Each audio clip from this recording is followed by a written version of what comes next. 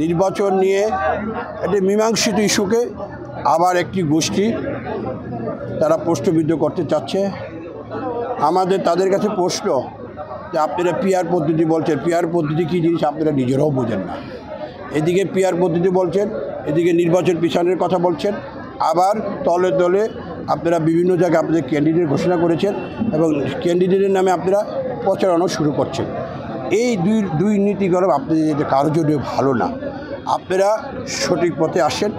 আর একটি জিনিস ক্লিয়ার, আপনারা গত কয়েকদিন আগে আমাদের প্রধান উপদেষ্টার নেতৃত্বে আমাদের বিএনপি, জামাত, এনসিপি সহ সেখানে প্রধান উপদেষ্টা ডেকেছিলেন এবং সেখানে প্রধান উপদেষ্টা পরিষ্কার ভাষায় বলে দিয়েছেন যে আগামী ফেব্রুয়ারিতে নির্বাচন হবে।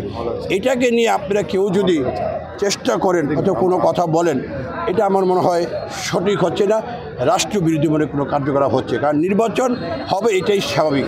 কারণ আপনারা দেখেছেন ফেসিবাদ আবারও বিভিন্নভাবে মাথাচাড়া দিয়ে উঠছে এবং এই নির্বাচনকে যারা তাল বাহানা করে ফেসিবাদদেরকে উৎসাহিত করছেন। তা আপনারা কি ফেসিবাদকে আবার ডেকে আনতে চান? আপনারা দেখেন না 16 বছর শেখ হাসিনা কী হয়েছে, শেখ হাসিনা ফেসিবাদরা কীভাবে করেছে। তাই আমি অনুরোধ করব তাদেরকে, এই গোষ্ঠীকে, আপনারা নির্বাচনে চলে আসেন, দেশটাকে ভালোবাসুন, দেশের দিকে চিন্তা করেন। দেশের যে আজকে যে অবস্থা সৃষ্টি করেছে, আজকে দেশের একটি সেক্টর, আমি সবসময় কথাটা বলি, দেশটাকে কোনো একটা সেক্টরও ভালো নেই। সব জায়গায় মানুষের ব্যবসা নাই, বাণিজ্য নাই, মানুষ খুব কষ্টে আছে। ভাই বলবে যে মানুষ বোঝা যায় না, কিন্তু মানুষ খুব কষ্টে দিন যাপন করছে। তাই এই জিনিসটা থেকে উদ্ধার করতে হলে আমাদের অবশ্যই একটি নির্বাচন দরকার।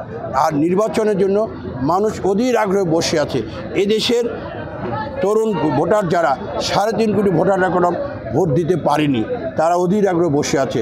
এবং গতকালকে আপনাদের নির্বাচন কমিশনের একজন কমিশনার বলেছেন যে নির্বাচনের যে পদ্ধতি, যে নীতিমালাগুলো তারা সেটা ঘোষণা করেছেন।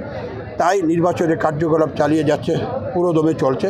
নির্বাচন ইনশাল্লাহ আগামী ফেব্রুয়ারিতে হবে। আর একটি প্রশ্ন আপনি করেছেন আমাদের নেতা ভারপ্রাপ্ত চেয়ারম্যান জনাব তারেক রহমান, যে নাকি এই ফেসিবাদের যে নেতৃত্ব দিয়েছেন, বাংলাদেশ ফেসিবাদ পলায়ন করেছেন, যার নেতৃত্বে যে আন্দোলনের সুদূরপ্রসারী আন্দোলনের জন্যই ফেসিবাদের, সে বাংলাদেশের বাড়িতে খুব শীঘ্রই আসবেন। আজকে এই যে মামলাগুলি প্রমাণিত হয়েছে, এই মামলাগুলি ভায়েস্ট হয়ে আজকে মামলাগুলি দেওয়া হয়েছে হাইকোর্ট, সুপ্রিম কোর্টের মতো জায়গায় আজকে হয়। এটা আমাদের বিচারের জন্য সবচেয়ে লজ্জাস্কর ব্যাপার।